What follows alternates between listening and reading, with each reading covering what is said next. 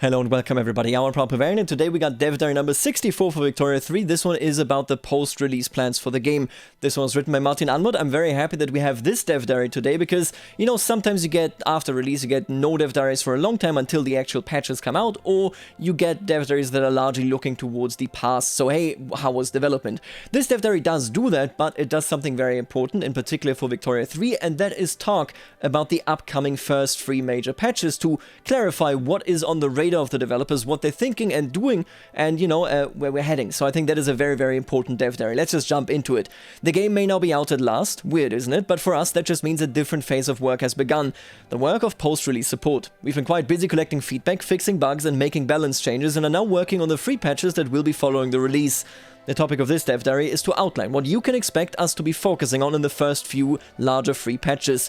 We will not be focusing on our long-term ambitions for the game today. We certainly have no shortage of cool ideas for where we could take Victoria 3 in the years to come, but right now our focus is post-release support and patches, not expansion plans. This is top-tier communication. I'm really, really happy about the transparency here.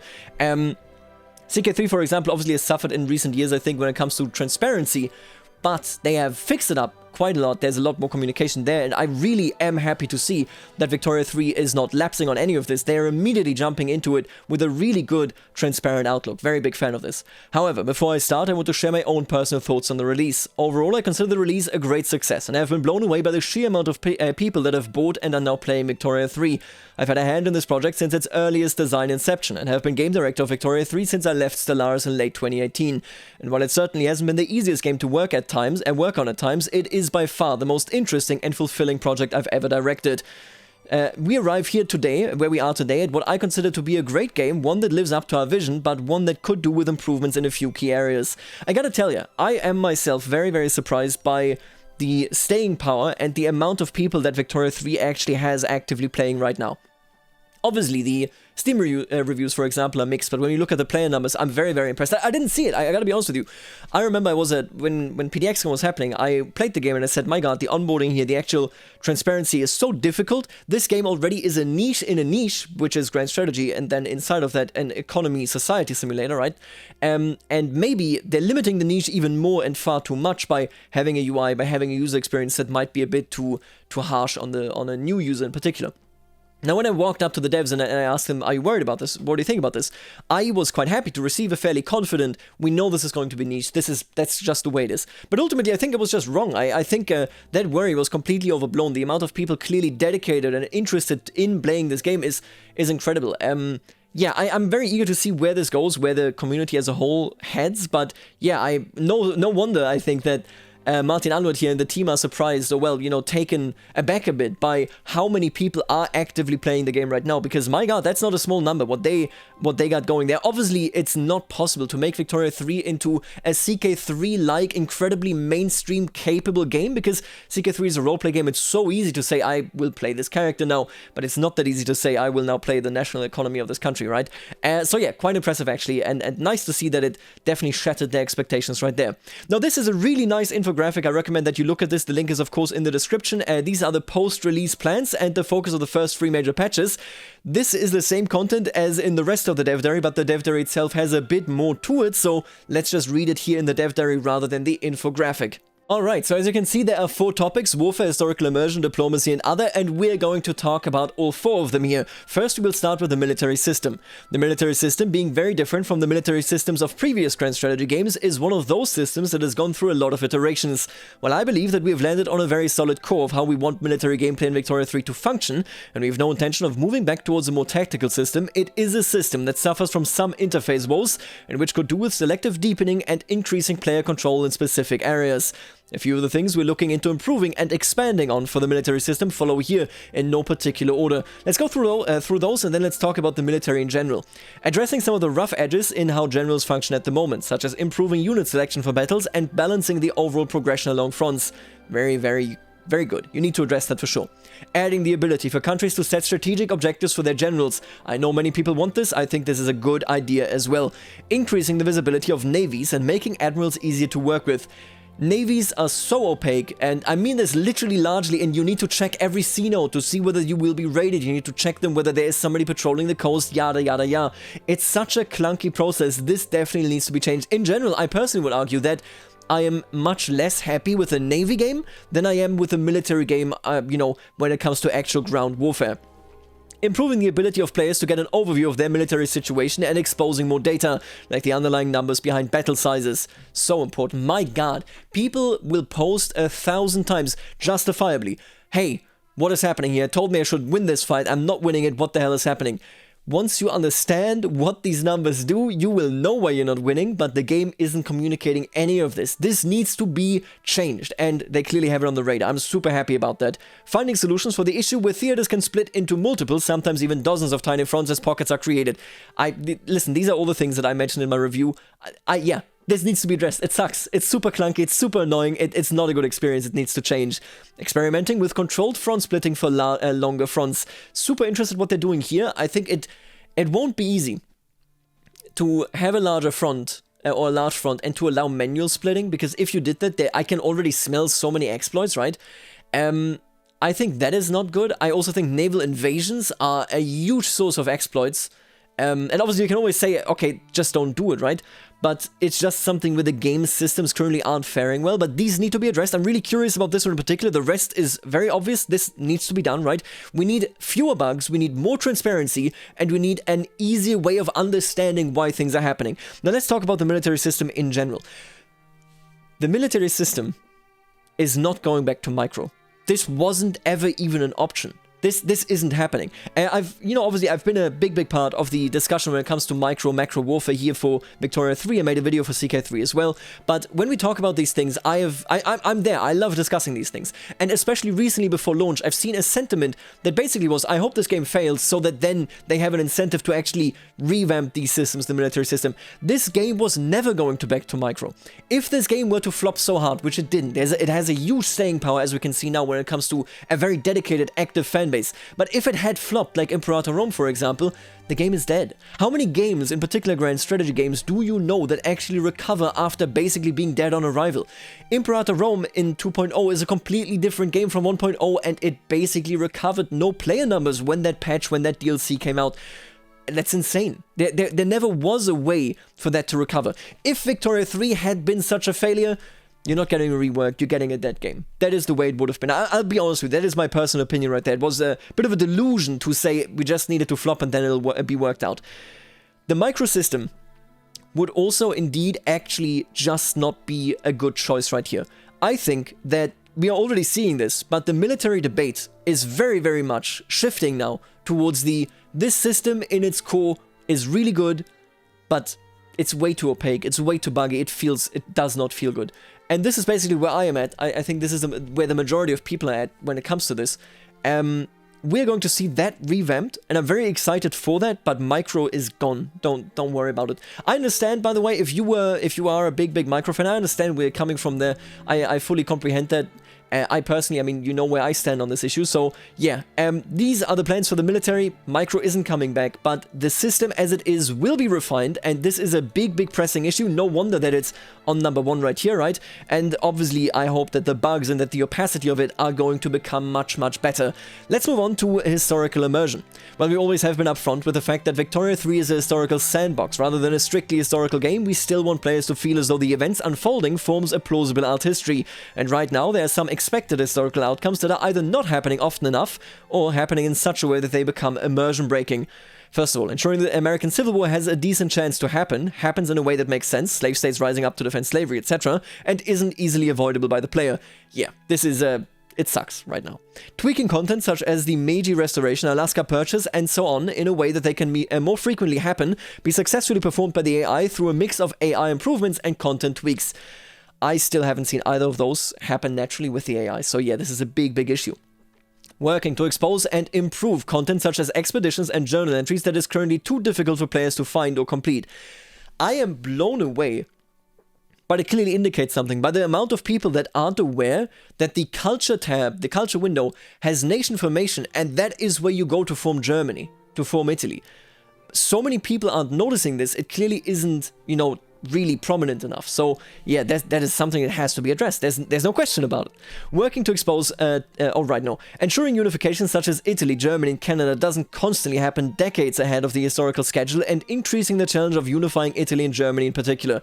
Very excited to see this. I wonder what they're doing with Italy and Germany. Canada and Australia are cases where I really think it's just an issue of like, it's far too easy to just press the button to confederate them and boom, there they are, right? I want to say Australia was founded in 1901, right? Is that confederation? Yeah. That doesn't happen in 1901, it happens in like 1850. That needs to be changed also. General AI tweaks to have AI countries play in more believable, immersive ways. I'm really looking forward to that. These changes are all necessary. I've said it as well, that there's just so much that isn't happening, like the Century of Humiliation for China is never really coming along. Japan isn't coming along. The US aren't going to the West Coast fully. We got issues with Germany, with Italy. All of these things are in here. They are aware of them, and they clearly have them also as high priority, so I'm a big fan of that as well.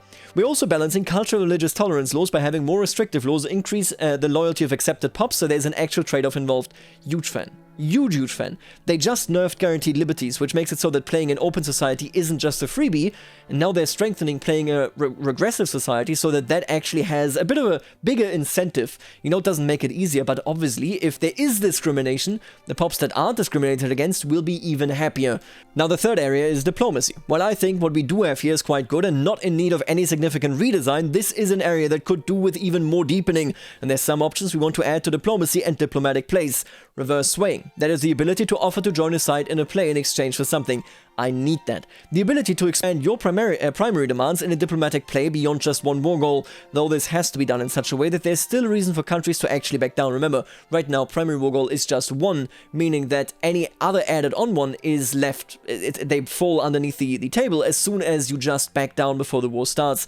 If you let people add more primary war goals, that makes backing down less attractive, right? So yeah, this is something that has to be balanced. More things to offer in diplomatic plays, like giving away your land. I need it. Trading, or at least giving away states. I also need that. Foreign investment and some form of construction in other countries, at least if they're part of your market. I need that. I desperately need that. Improving and expanding on interactions with and from subjects, such as being able to grant and ask for more autonomy through a diplomatic action. See, so this definitely you should improve right now. It's very important. But long term, I would love to see an actual bespoke, a really good system. I've been spending so much time thinking about the German Confederation, the British Empire, the Commonwealth that developed afterwards, the League of Nations, all these sort of things, because my god, the Holy Alliance even, quite frankly.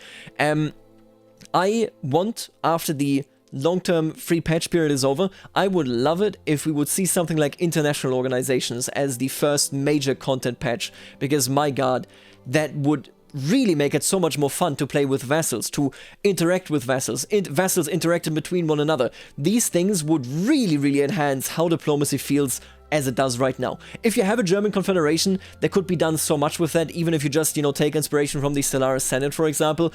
I really hope we're going to see some movement here, but it's good that they know this needs to be on the radar right now, and all these changes here are very promising for sure. Now, while those are the major areas targeted for improvement, there are other things that fall outside the scope of either warfare, historical immersion, and diplomacy, where we've also heard your feedback and want to make improvements. A few examples being making it easier to get an overview of your pops and pop factors such as needs, standard of living, and radicals/loyalists. Huge factor. Most people do not know what the tax burden of a strata is. Most people do not know what the consumption behavior of a strata is, because it is hidden in tooltips and tooltips and tooltips. Massive. Super important. Experimenting with autonomous private sector construction and increasing the differences in gameplay between different economic systems. Though, as I've said many times, we're never going to take construction entirely out of the hands of the player. I talked to Wiz at PDXCon, and while it is all just a consideration, a dream, an idea, right? Wiz definitely struck me as a man that is very interested in autonomous private sector construction, that is super eager to test these systems, but also knows that they are very difficult gameplay systems to implement. I am happy to see it here in writing, but I always was hoping, ever since the conversation, that this would be something they would consider, because, yeah, I mean, he seemed like he would have a lot of fun trying that out, right? So seeing it here doesn't surprise me, but it's super cool to see, because, man, the systems, most people don't realize it, because the gameplay loop doesn't feel different, it's completely accurate, but most people don't realize just how different the actual wealth distribution is based on what sort of economic system you have, who benefits, who, you know, is actually under the heel of your boot.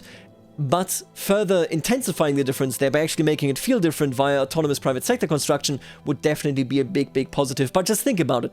If you give them good AI, then they're just going to make automatically good decisions. What's the point of you having them if they're just going to literally automate an entire thing? On the other hand, if they make massive mistakes, then people will just look at them like the Victoria 2 AI, where they say this sucks, this is just really bad, never do it.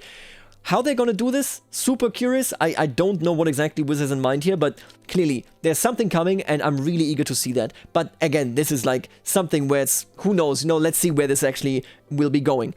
Ironing out some of the kinks with the late game economy and the AI's ability to develop key resources such as oil and rubber, definitely very important. It currently just bottlenecks the AI like crazy. I hope that long term, we're not just going to look towards eternal growth, because this is currently the state of the game. There should be crashes, there should be crises, but currently I guess the AI is always in crisis mode once they have rubber and oil as something that should be entering the economy, but really isn't. Making it more interesting and competitive, but also more challenging to play in a more conservative and autocratic style.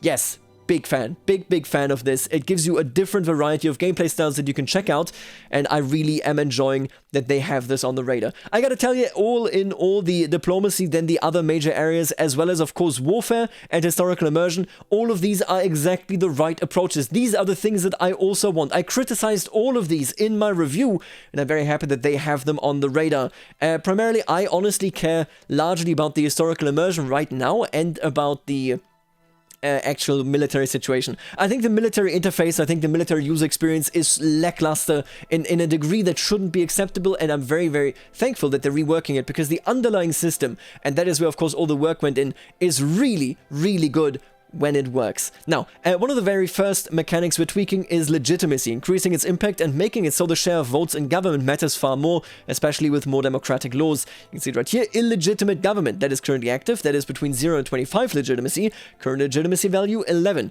effects plus 50% radicals from standard of living decreases, that is insane, cannot enact any laws, which you technically can't do right now either, because the legitimacy time that it takes to actually pass it is just far too long, and then this is due total cloud of government cloud, and so on and so forth. I like these changes, this is very nice, makes it maybe less of a Tetris game of joining parties together to begin with. The above is of course not even close to being an exhaustive list of everything we want to do, and I can't promise that everything on the list is going to make it into the first few patches. I gotta tell you, I think autonomous construction, I would be surprised if that made it into one of the first few patches, but a man can dream, right? Or that our priorities won't change as we continue to read and take in your feedback, only that as it stands, these are our plans for the near future. I would also remind once again that everything mentioned above is something we want for our free post-release patches. At some point we will start talking about our plans for expansions, but that is definitely not anytime soon. What I can promise you though is that we're going to strive to keep you informed and do our best to give you insight into the post-release development process with dev diaries, videos and streams, just like we did before the game was released. I'll return next week as we start covering the details of the work we're doing for our first post-release patch. See you then. I like this dev diary a lot. I think it has a lot of clarity. I think it talks in particular about all the issues that I also felt were very pressing. I'm a big fan of this transparency in general. I will always commend any developer team being this transparent, talking about exactly what they're considering. But yeah, in general, the game came out, has massive staying power. I really underestimated just how not niche this game would be, while of course still being niche, and now it's time that it gets the polish that it deserves, and the team is clearly understanding that very well. Let me know what you think, let me know what your experience with Victoria 3 is so far, and what you think about the commentary on this video itself. For the moment, I'll leave you here. Later, alligator.